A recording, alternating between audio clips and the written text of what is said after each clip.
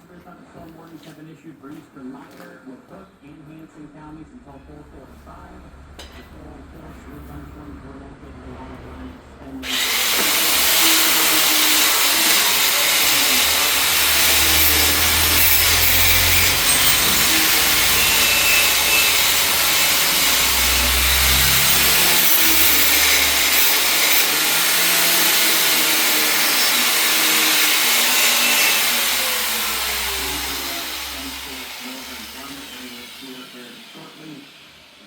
Salem and Emory around 4:15. Take a look at radar. Strongest part of the cell over the Epiphany area right now. Also starting to see some thunderstorms build up just to the east of Mitchell. And also seeing some stronger storms to the north of Salem. And it looks like another cell is trying to develop just to the east of Spencer and west of Salem. So, again, severe thunderstorm warning remains in effect until 4:30 for southeast and southwest Minor and northeastern Hanson counties. And severe thunderstorm warnings for eastern Minor and Cook and Hanson counties are still in effect until 4:45. Let's see if we've got an update here for you right now.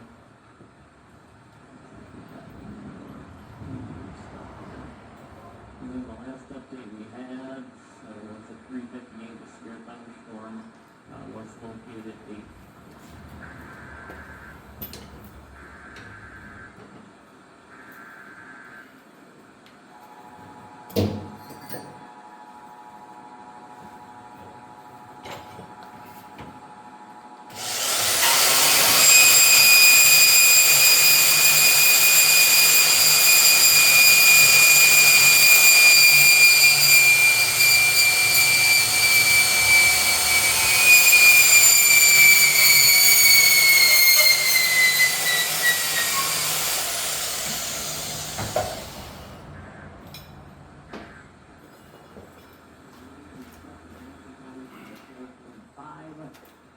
These storms continue to push on off to the southeast at 45 miles an hour, producing 60-mile-an-hour wind gusts.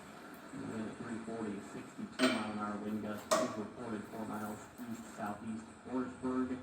And here in the Alexandria, Spencer, Canova, and Palmer areas, these storms pushing through here very shortly, if not already. And then Salem and Emory around 4:15. And that is the latest as we have it for you. Continue to monitor this as we go throughout the rest of the afternoon. This has been a severe weather update on KMIT and Cool 98.3. Brought to you by Farm Bureau Financial Services with Aces Rocky Newhouse. Stay tuned for the latest updates on KMIT and Cool 98.3.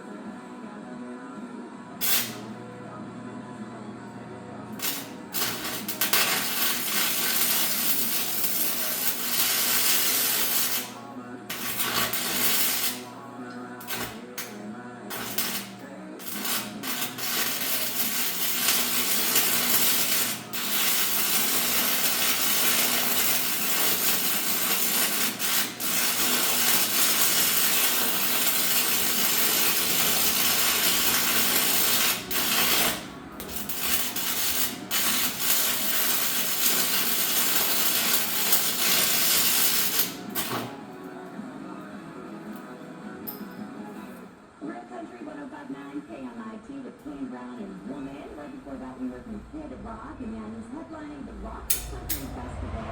It was happening in 2037 to 28. He was playing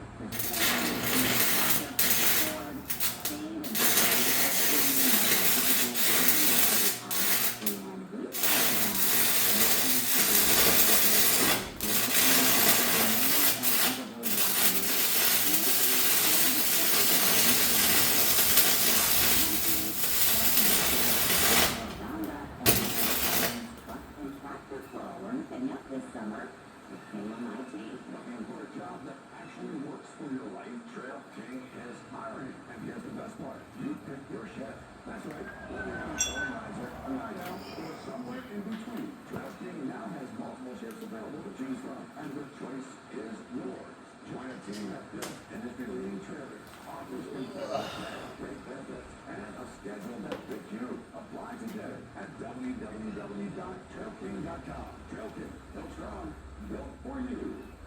our family, and together we're stronger than cancer.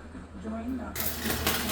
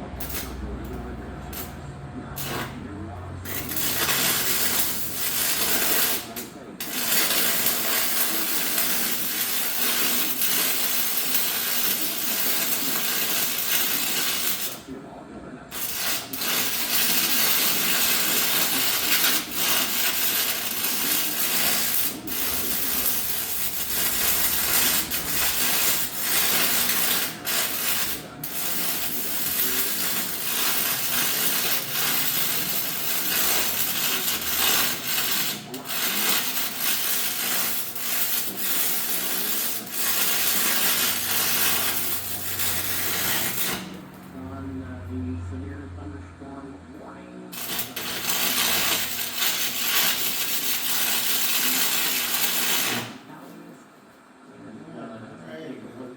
Report put in. That's where it'll help the cool on that. Hopefully it helps correct some of the issues here.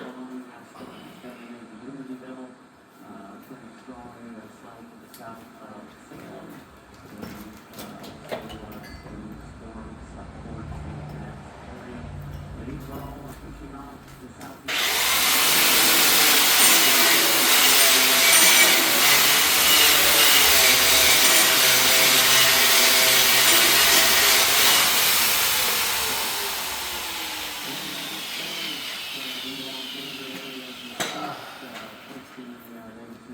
Spencer and Salem shortly, as well as Canova, and also looks like the Emory and Salem areas here shortly too.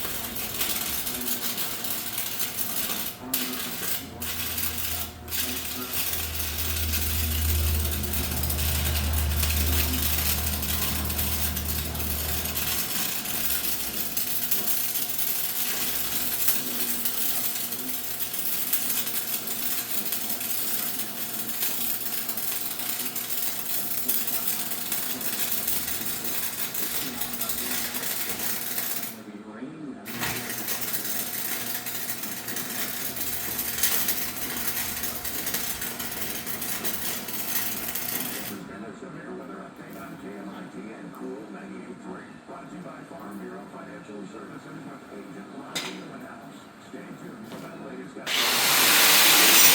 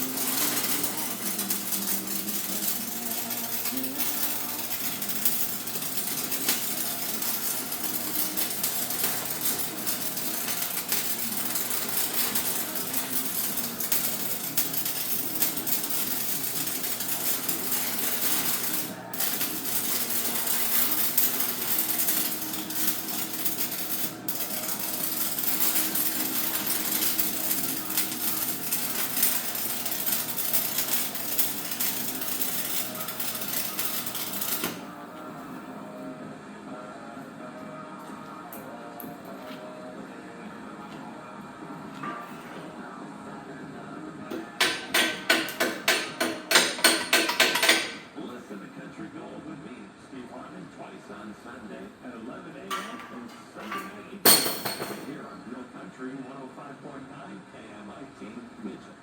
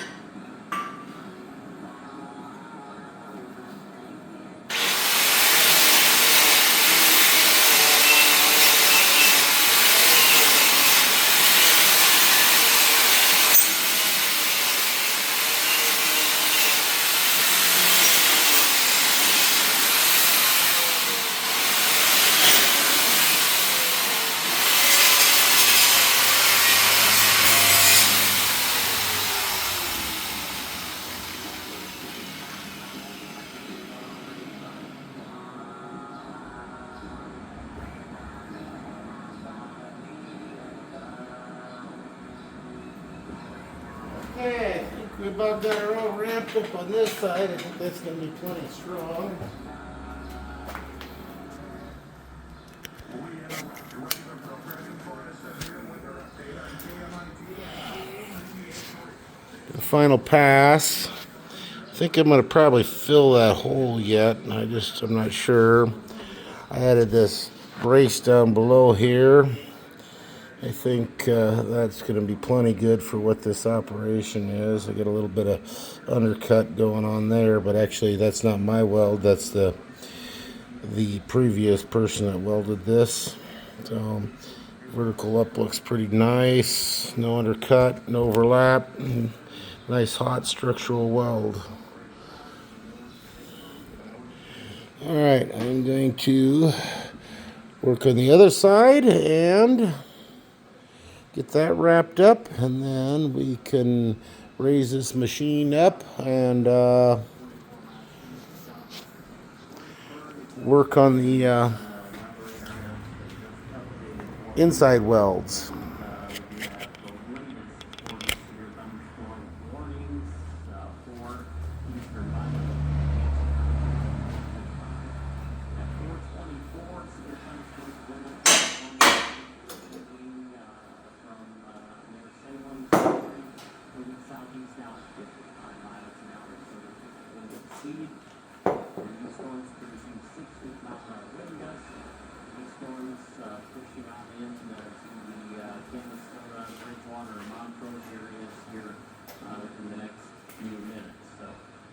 Thunderstorm warnings remain in effect until 4:45 for eastern Minor, LaCroix, and Hanson counties. At 4:24, severe thunderstorms were located along the line extending near Salem to near Henry, moving southeast at 55 miles an hour, so moving very quickly. These storms producing 60-mile-an-hour wind gusts, and they'll be pushing into the Canastota, Bridgewater, and Montrose areas here within the next few minutes. As we said, now that it's updated, the strongest part of this cell just to the east of Salem and north of Canastota. Strong cell around the Bridgewater area too, and strong cell to the east of Canastota, and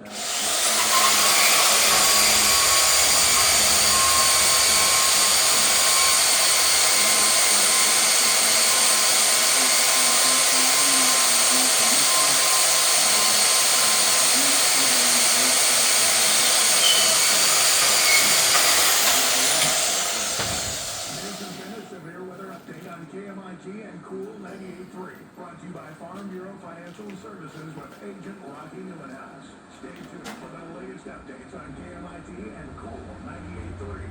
Get weather anytime you need it at KMIT. Go down, I'm going down too.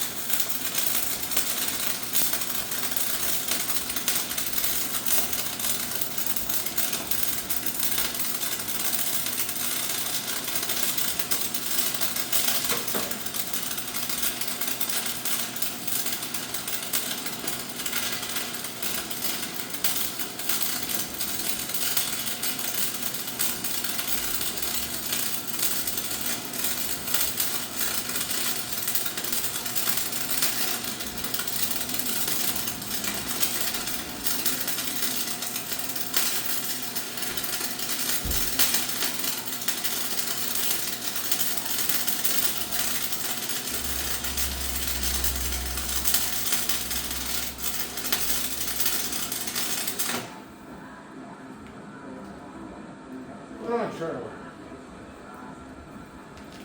I stepped it off, Johnny, from the fence line The edge of the house? to the garage there. It's 25 steps times 3. So what would that be? I have no idea. 25 times 3. 60. I don't know. 3 times, I can't, I'm getting stuck here all of a sudden. What do you do? Heel to toe? No, I just took my steps, and that's 3 foot. So what I'm saying is 3 times 10 is 30. okay, yeah, okay, I'm right, I was thinking it's 30 steps to the house, so that would be 90 feet. So that's a front, that's a flood. Yep. And the garage is 5 feet closer than that. Yep, so they're gonna have to pay for the house. And then I look to the north, the 2 grain bins are right there, that shed, they're gonna take half of that shed too. That's all, that's 5 feet farther this way than the garage. It's pretty much gonna be 75 feet more than what it is right now on both sides. Yeah. That leaves, what that does is leaves a, See, if they took 75 feet, you know where they'd be? Right in front of my garage. well, then they gotta go.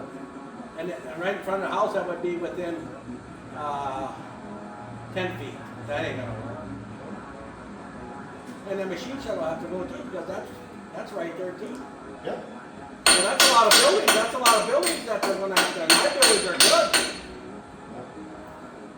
That'd be nice, and I could put a nice You're thing. gonna have to calculate what it's gonna cost. So what you do is you go to 3 different contractors and get a quote to tear the buildings down and to rebuild the same footage of building farther back. So you get 3 independent quotes, and then you have. You that just go by ready. square feet. So you can either put square doesn't feet matter. all in one big building or but the house would be separate. The house would be square feet. Yeah. So what you do is you get, to rebuild those, you get 3 independent contractors to check and make sure what the value of every single building is to replace it. Right. And then with those 3 quotes, if they show up at your door, well then you can just go, look, sorry, here's the overall average, this quote equals this much, divided by 3 equals this amount to replace these structures, this is what I want. So what do you mean divided by 3? So you take 3 independent quotes and you add them all up into one number, Then and then you divide it by 3 to give you your base. But everybody's average. gonna quote the same number. Oh no, Ethan Lumber will be fucking Aye. astronomical. Well, that'd be okay to get them in there. Yeah, well, it pushes the quote up, Right. but that's how you go about doing that. Right. I'm just explaining to the mathematics. Yeah. And so you get on every structure. So you could Tear down what it costs to tear it down, throw it away, disposal fees, tear it down, disposal fees, redig, repost, same type of construction. So if that's a post-construction, it'll go by post-construction. But if it's like this structure here, this structure is all 2x4 construction. So this is far more expensive than any pole barn. this building. This building is, Oh, yeah. because it's all, and then on top of that, this is all lapboard siding. So, Right. under the rules, they'd have to build me a lapboard sided building. In other words, those are the tongue and joint. Oh, yeah. This building's tongue and joint on the outside. It's just tinned on top of that, Right, but right, they would still have to build me a tongue and joint structure Right, because of the, right. that's Well, what. you got a lot of stuff inside. Show out later on TV, of course, all of the World Cup Would you eliminate this then and then just use your picture? No, I wouldn't. Build something? I would build, The backside? I would build a 12-foot high building Back there something. and then have it to where it's at least 11 foot usable, 11 foot down usable. What I'm saying is, I'd have one pole barn over there, not the only pole barn. So one, that's a small. You don't tell them that. Right, right. You tell them this is to replace the building.